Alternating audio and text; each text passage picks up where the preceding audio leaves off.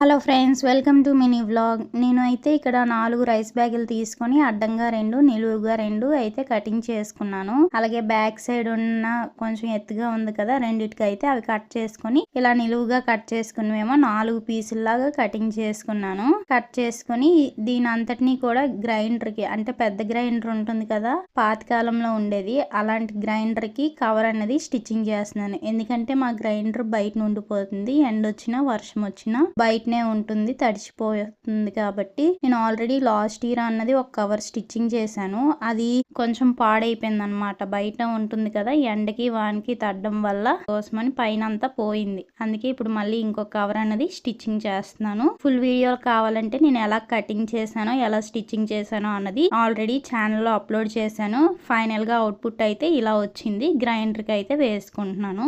నచ్చితే లైక్ చేయండి, షేర్ చేయండి, సబ్స్క్రైబ్ చేసుకోండి. Thank you for watching.